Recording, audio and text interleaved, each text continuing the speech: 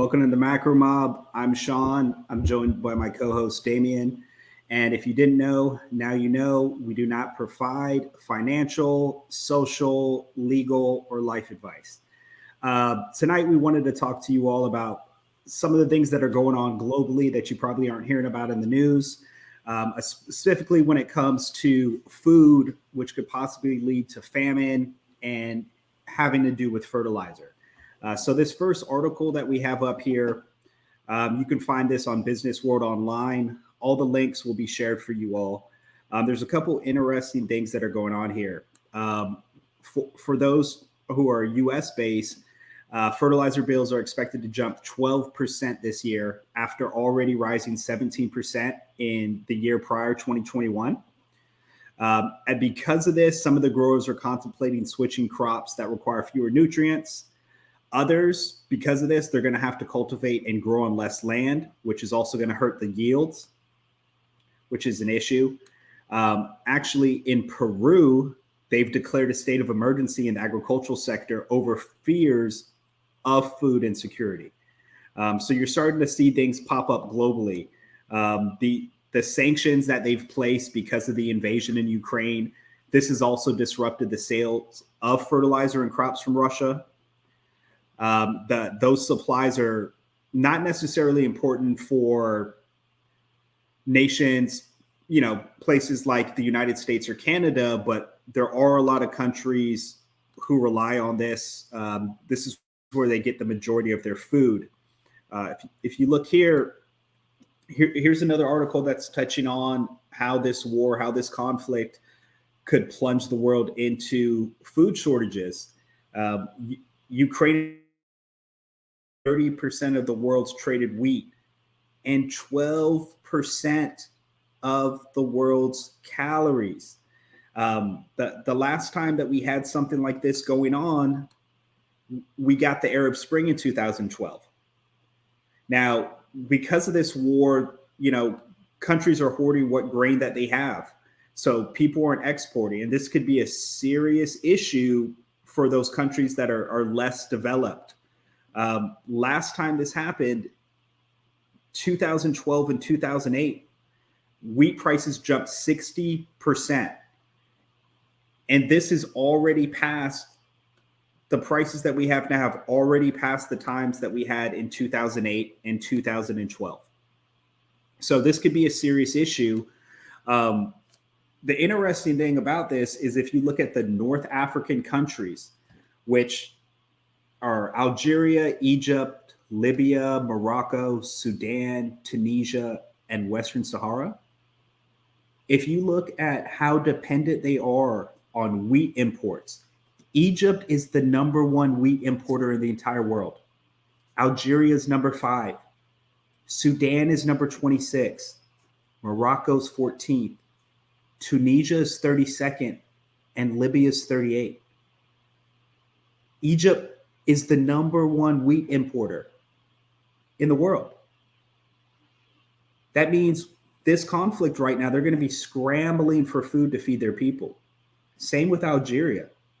Same with Sudan, Tunisia, this entire sector. When things like this happen, it's not felt equally. And this could be a serious issue. Did you have any thoughts about that, Dame?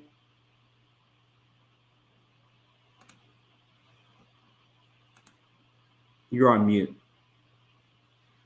Sorry, buddy. Okay.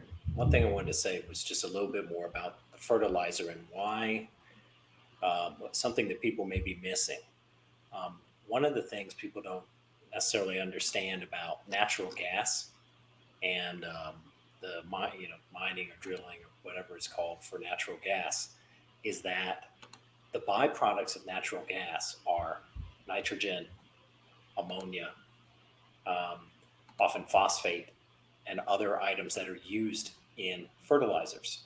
So when natural gas prices go up because there's a shortage in supply or there's something stopping natural gas from being piped out, you will naturally have a problem with the important ingredients for fertilizer. People have been talking about potash primarily, but it appears that the number one most affected ingredient in fertilizer that has been stopped by this conflict is ammonia.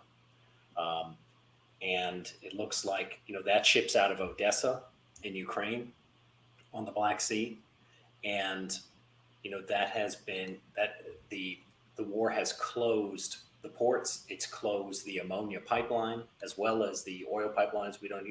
Most people probably didn't know there's ammonia pipelines. Um, but those are huge things that go together. So just so people know, in the future, when you're thinking about natural gas, stopping the production of natural gas, you are um, most of the time also stopping the production of certain byproducts, which become ingredients in fertilizer. Yeah, for underdeveloped nations, like that statistic where it said Ukraine creates 12% of the world's calories. Yeah. That's mind-boggling. Yeah, you have to think of what that means. I don't think you know, we often talk about calories, at least in the West, in terms of fat and, weight loss. But the most of the world views the word calories as food input. And I mean, think of if, 12% of what people eat every day is not available. You can't just substitute that. And calories are often thought of as basic foods as well. Wheat, Yeah, nuts. these are their staples. It's not like they're having steak. Yeah. These are their basic staples. So, and this is what they're going to mix with everything. So whereas we're if we're in the States, we're gonna see the price hikes at the grocery store. But when you go to the grocery store, you're gonna be able to grab the food. They're gonna see the price hikes, but they're not gonna have any food to get access to. You talked about the biggest importers of grain, and what's surprising about that, maybe not so much in the Middle East, um, but in certain areas in Africa, uh, they have fertile lands, but they've made either poor trade agreements or have had poor management, so they simply haven't planted the products that they eat locally. They instead, in trade, they import it. Um, I thought what's interesting is when you look at the wheat exporters, to give an idea of how important it is that Russia and Ukraine are not exporting wheat in the same amounts right now. Russia's the number one exporter at 43 million tons, basically 44 million tons. Canada and US are 2 and 3, but put together, you need both of them to equal Russia. Ukraine is 5th, followed by France. And then on that list of the top 20 exporters of wheat in the world, 13 of them are European. So understand that not only are 13 European, but you would have to add numbers 7 through 20 to equal what Russia produces on its own. Wow. So in other words, there is no extra output sitting around somewhere. We Sean and I talked about this a couple times this year, but one of the countries that's not on this list for exporters, and I'm not sure if Sean mentioned it on his list for importers, is China. And China, in summer of last year, started, some people are calling it hoarding grain, but they made a commitment to increase their grain stores a year in advance of this conflict. And they already had something like 600 million tons of grain storage capacity. And I think now that's increased. So it's interesting from a perspective of, what countries are doing in case there was instability in Russia or Ukraine. Right. So I wanted to keep going around the world just so people understood how much of an effect this is going to have. So we've already touched on what's going to happen in the United States with those price increases with fertilizer. We've seen that Peru's declared a national emergency. We've explained what's going on in North Africa. Now I also wanted to show y'all what's going on in East Africa. I thought this was interesting. So Countries in East Africa import up to 90% of their wheat from Ukraine and Russia. So, as disruptions begin to affect the global trade in grains, oil, transport, and fertilizer, food prices are beginning to skyrocket. They hit an all time high last week. In Somalia, the prices for staple grains were more than double those of the previous year. And I just wanted to show you we have this conflict, but there's also droughts and other things that are going on at the same time that are going to exacerbate this. So here's some things that are going on right now. Over 13 million people across Ethiopia, Kenya, and Somalia have been displaced in search of water and pasture just in the first quarter of 2022. That's 3 months. Millions of others had to flee their farmlands and homes by conflicts, especially around Ethiopia, where 9.4 million people now need urgent humanitarian aid. So there's already conflicts going over there. Now, these conflicts that they're not separate from them because they rely so much on those food that's coming in. They also have had locusts, flash flooding. Kenya's had a 70% drop in crop production and has declared a national emergency for 3.1 million people in acute hunger and now in need of aid. Ethiopia has been having food insecurity since 2016. I mean, and then it says here in South Sudan, estimated 8.3 million people will face severe food insecurity this lean season. That's in May. It's about to turn April. So we're getting into that. We're getting into it's gonna accelerate. It's gonna continue. It's gonna get worse. We're just at the beginning stages, and who knows how long.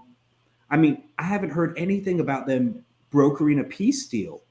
I mean, I tried to watch some video on what was going on in Ukraine, and all I see is it just looks like they're just going to keep extending out the conflict.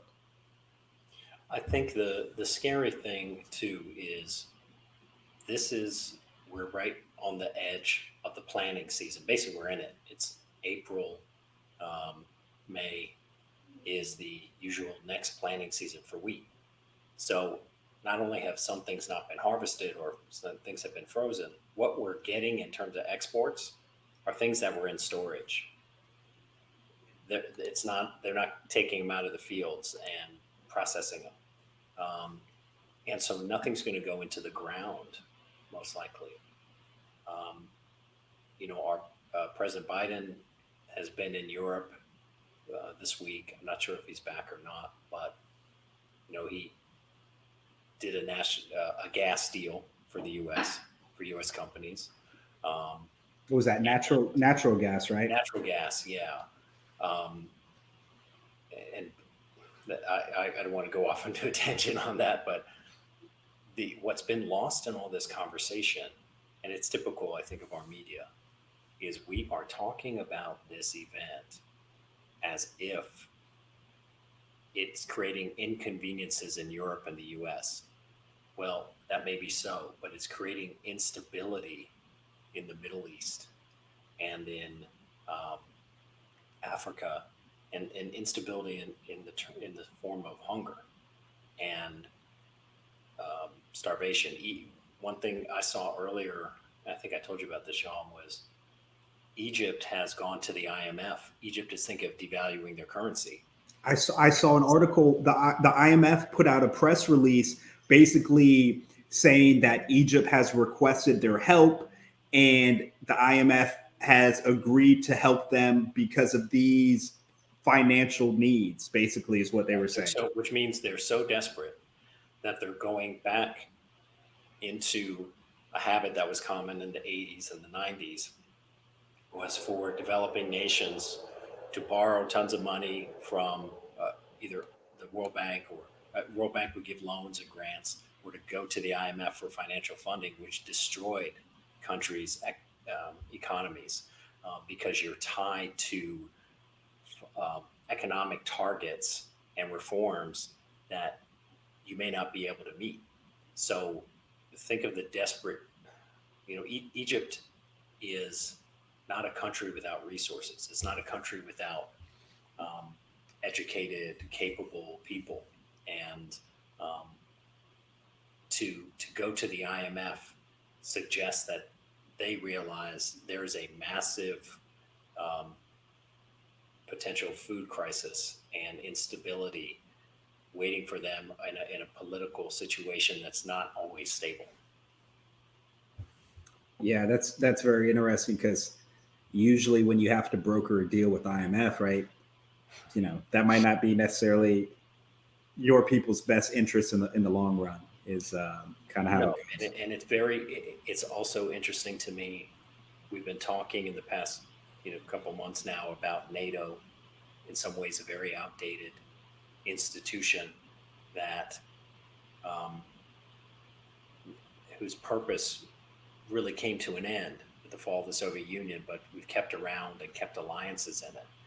And this conflict, in a sense, it is caused, with it may in some way Russia's perception of NATO expansion, the expansion of an old, maybe dead organization, and that is also causing a country like Egypt to also run to an outdated, bulky institution that may have served a better purpose, in decades past, but really isn't on the forefront of finance, isn't really on the forefront of development anymore. So it's quite interesting to be in 2022 and spending a lot of time talking about institutions that were created for a different era and may have been dinosaurs and are kind of getting a second life. That may or may not be a good thing. Yeah, I'd say it's probably not going to be a good thing because I don't think anybody could honestly say things have gotten better over the past 2 years. So it's going to be very interesting to see what's going to happen because, I mean, countries are going to have to step up because, just looking at this, I mean, my mind is boggled right now about Egypt being the number one wheat importer. I just don't know what they're going to do. I mean, that whole section over there. I mean, if you start having this massive food crisis, which I haven't heard any plans right now. I mean, I've heard a few things right now when you look at the representation, the ministers of agriculture for a few countries. I read this for Ghana and I read this for Kenya. At least they're trying to provide that encouragement to use natural fertilizer, so manure, right? Yeah.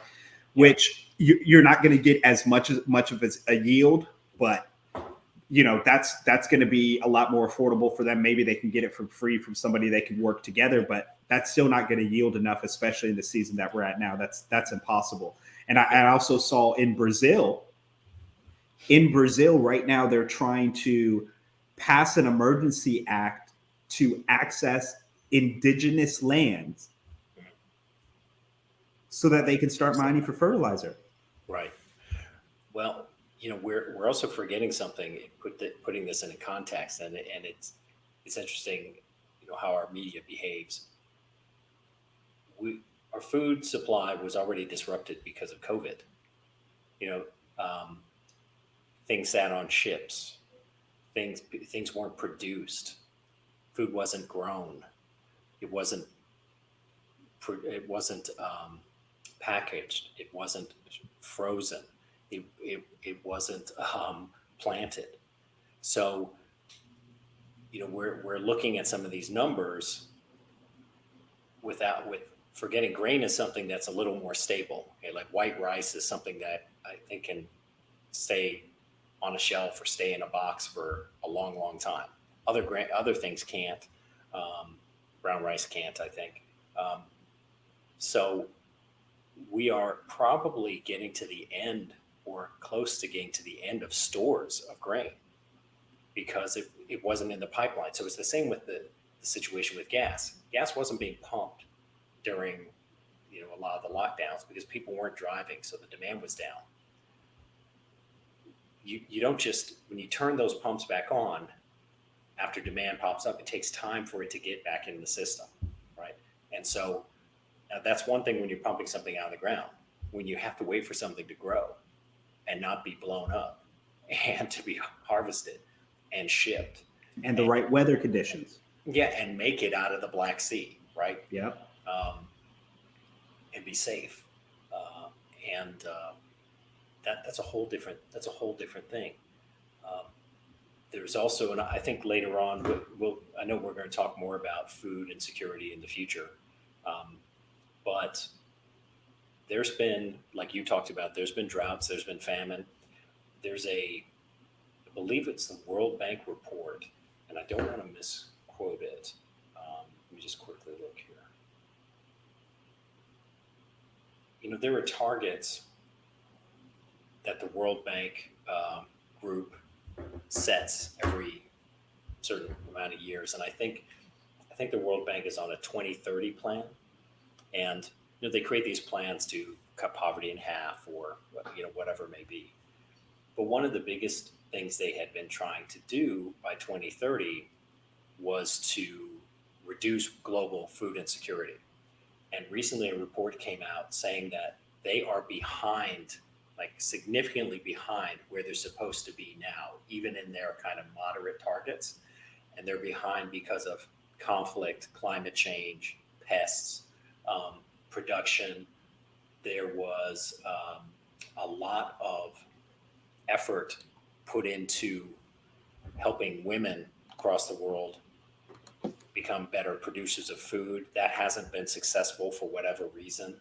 Um, Also, there's a big problem with waste of food. Something like 1/3 of food produced globally gets wasted, and I don't know what the definition of that, but just basically, you know, uh, gets eaten by bugs, or gets spoiled before it reaches where it's supposed to be. So if you assume that, right, if you assume that a big portion of what's grown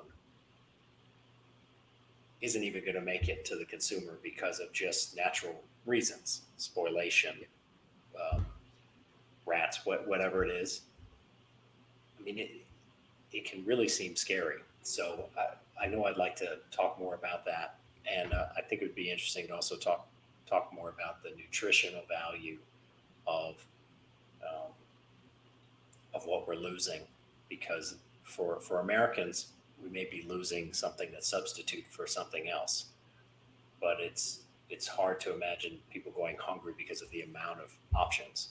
But for some people, grain is the basis of their daily meal, you know. Um, and we're going to talk about another subject that's kind of about similar product. Um, it's just it's kind of scary. I don't know what they're going to do about it. Yeah, it's kind of scary. Well, we're going to go ahead and wrap this video up. If you do have the means to help somebody who's less fortunate than you, or have something to be able to donate to one of these areas or just in your local community, we really encourage y'all to do it. And until then, we'll see you in the next one. Take care.